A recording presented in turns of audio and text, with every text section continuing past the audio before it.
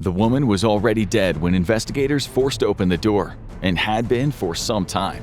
Her body lay in isolation and squalor, discovered only when officials arrived to evict her over unpaid rent. She was impoverished and alone.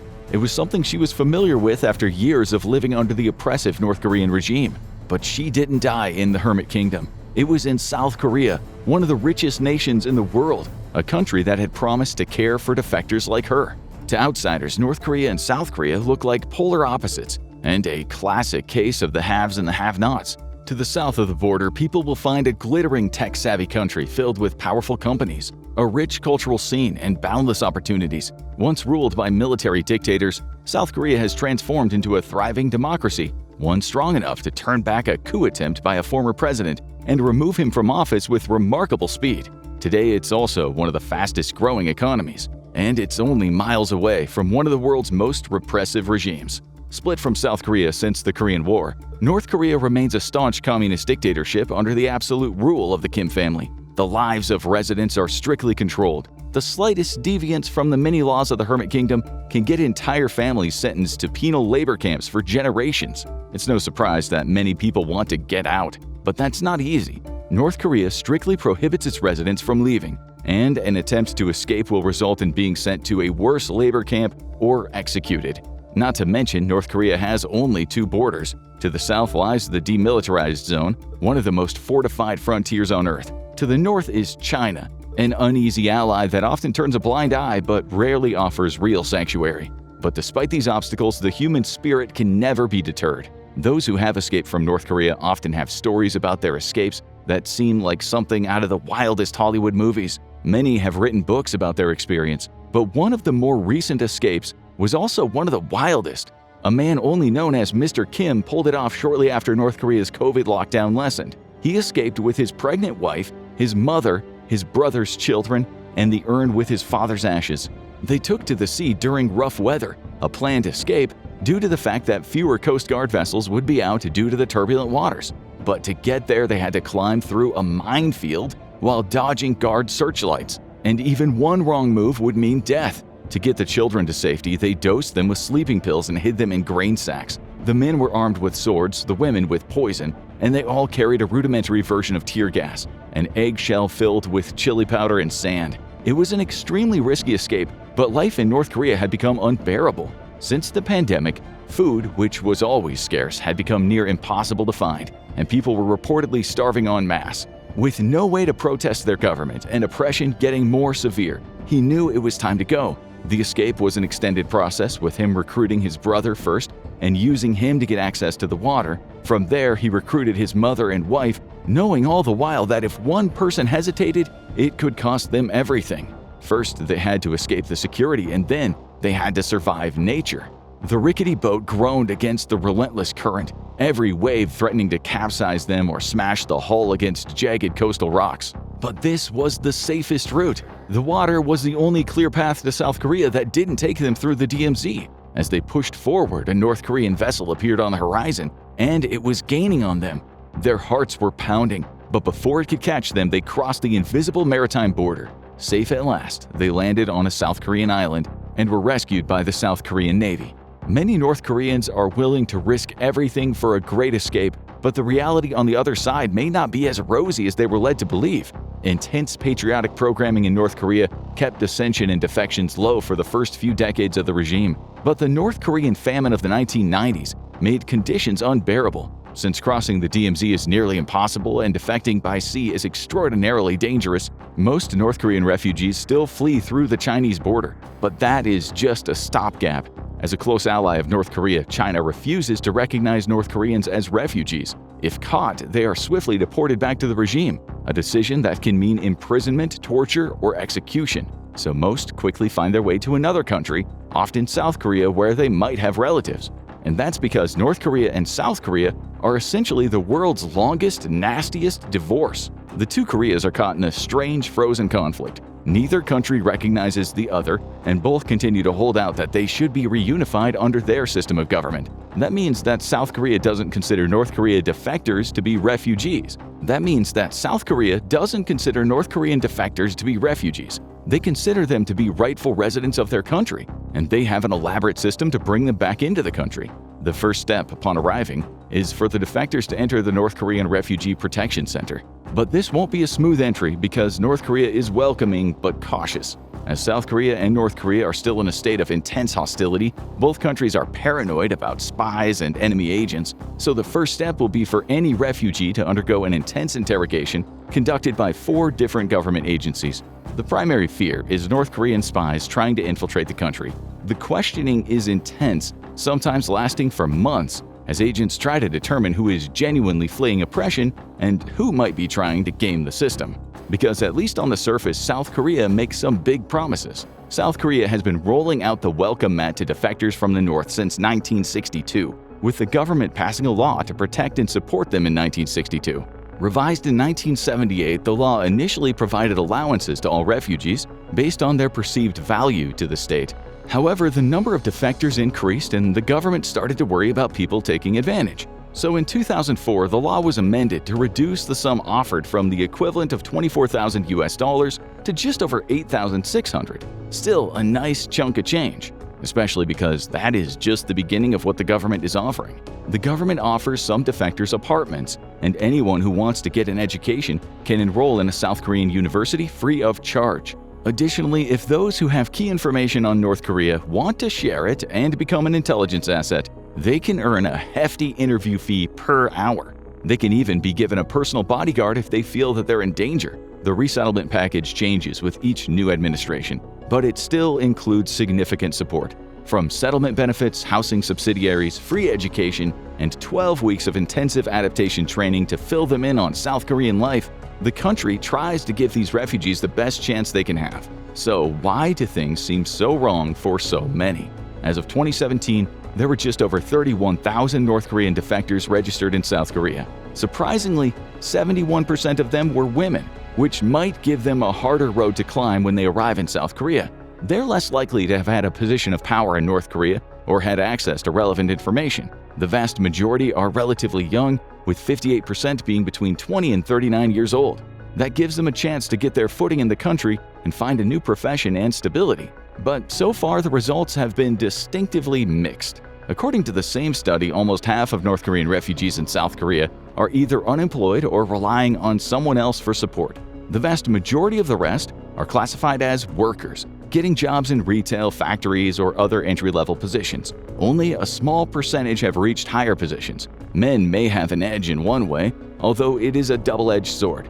They're required to do a stint in the South Korean military, if physically able. That can be a challenging way to begin your time in a new country, but it also opens up a whole world of opportunity, something that is absent for women.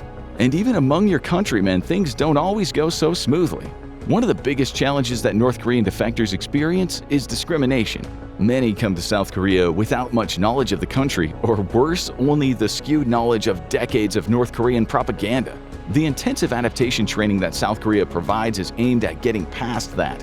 But it's hard to undo decades of programming, and that perception of ignorance always makes it hard for refugees to get past first impressions. Many report trouble getting medical care, poor working conditions, and being treated like a specimen by journalists. And it's no surprise that has led to a critical mental health crisis among defectors. While a new life begins in South Korea, no one is quite able to leave the old one behind, and all North Korean defectors have trauma they bring with them. Even for a young defector who was brought there with their parents, they're likely to have experienced starvation and poverty in their former country. The older they get, the more likely they are to have witnessed government oppression, arrests, or other violence. And for any who spent time in a labor camp, it is highly likely they've seen torture or watched people die or be executed around them. And the odds are their escape from North Korea was terrifying. And then begins the process of unlearning everything. One of the biggest challenges of assimilating to South Korean life is overcoming the cradle-to-grave propaganda in North Korea. For those who grew up in the North Korean education system, the outside world was painted as a dystopia, a corrupt and hopeless place. They were taught that the rich hoard everything, while the poor are left to starve, and that only North Korea offers true equality. So when defectors arrive in South Korea and discover a vastly different reality, the truth can be both liberating and deeply disorienting. Except that for many North Korean refugees, it doesn't feel entirely untrue. Many refugees are battling PTSD, and they find that being in a strange and unfamiliar country makes their stress worse. Homesickness, culture shock, and the feeling of invisibility are common. As the initial support runs out and they struggle to adapt, the society seems to be leaving them behind, and they start to feel more like outsiders and unwanted dependents. Depression and other forms of mental illness are far higher among North Korean refugees, and due to mistrust among the population, many are very hesitant to seek help from the government or mental health organizations, and that leads to many tragic ends. It was a shock to the government and the North Korean defector community in South Korea when the 49-year-old woman was found dead in her apartment in 2022. She had fled North Korea in the early 2000s and had initially one of the most successful stories from the community. Not only did she adapt to life in the southern nation, but she even got a government job, offering consulting to other defectors on how to adapt to South Korea. But somewhere along the way, things took a tragic turn. She disappeared from the community and was eventually found long dead in her apartment. She quit her job in 2017 and soon stopped paying her phone bill and her rent. It seems like she essentially just went into a complete seclusion and cut ties with anyone who might know her. And in South Korea, that was a very small number. Most North Korean refugees are highly isolated. The majority are left to essentially start a completely new life in North Korea. And that life often has many stumbling blocks. It wasn't the first time the culture was shocked by finding a North Korean refugee dead in their apartment, and it wasn't the most disturbing. In 2019, the bodies of Han Seong-ok and her son Kim Dong-jin were found in their apartment. They had been dead for about 2 months, and the cause of death was starvation. The woman had been unable to find steady employment, and the cost of food in the country shocked them. Unwilling or unable to get government help, the duo eventually succumbed to their hunger and cast a disturbing spotlight on this ugly secret of their society. And for some, the horrors of the homeland are never far away. Cases like Mr. Kim are extremely rare. Many defectors are forced to leave alone, either because family members are unwilling to leave or they're unable to make the trek. And while a new life possibly awaits them in South Korea, they know they'll never see their loved ones again due to how strictly North Korea controls communications out of the Hermit Kingdom. And what's worse, many North Koreans have been arrested or even executed because a loved one defected. That means many refugees are living with the omnipresent horror that they may have traded their own life for the life of members of their family. And this is why the government keeps close tabs on them, but it may not make things easier. North Korean defectors are highly vulnerable to being manipulated by North Korean agents who have been operating in South Korea for decades. They may try to blackmail defectors with their fate of their family at stake, or try to convince them that they'll be treated well if they return. This fear is another element leading to mental health issues among refugees, so they're assigned a local police officer to keep tabs on them. This is usually an older officer, sometimes close to retirement, who conducts friendly check-ins, but refugees feel like this is an added layer of surveillance on them that keeps them from ever feeling like they truly belong. And in some cases, that leads to desperate actions. You've escaped one of the most brutal, hardest to escape places in the world. So why would anyone ever decide to try to go back? As hard as it is to believe, there have been many cases of people trying to defect back to North Korea. The most famous case involved a man in his 30s in 2024. He had defected from North Korea around a decade before but had never quite found his footing in the new society. He tried to hold down a job, but started to feel homesick for his strictly regimented country of origin and longed to unite with family members he had left behind. So he did the only thing that made sense: he stole a bus. After taking the vehicle from a garage in Paju near the border, he proceeded to drive it to the unification bridge that separates the two countries. Of course, this is easier said than done. The bridge is one of the most tightly guarded places in the world, and he was quickly foiled by a barricade. After ignoring the orders to stay back, he was arrested by military border guards and taken back to South Korea, where he likely faced better treatment in the criminal justice system than he would have if he made it over the border. And the shocking part is he wasn't alone. While over 1,000 people manage to flee North Korea for South Korea each year, the opposite is much rarer. Between 2012 and 2022, only 31 people are known to have tried to cross into North Korea. And it's not hard to see why. North Korea's treatment of deserters who return is harsh, with them most likely to be returned to hard labor camps. But for those who left a family behind in the North, that may be a price they're willing to pay, even if they're back in a terrible situation. It'll be a situation they know how to survive. And for some, that oppression may almost be comforting by now. In North Korea, one of the defining characteristics is that your life is heavily determined for you the moment you're born.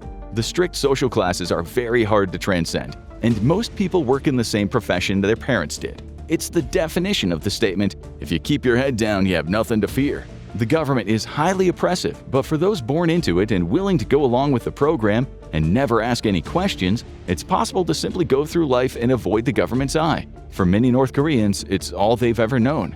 But in the South, things are far more uncertain. There's far less oversight in South Korea, and that can be a positive and a negative.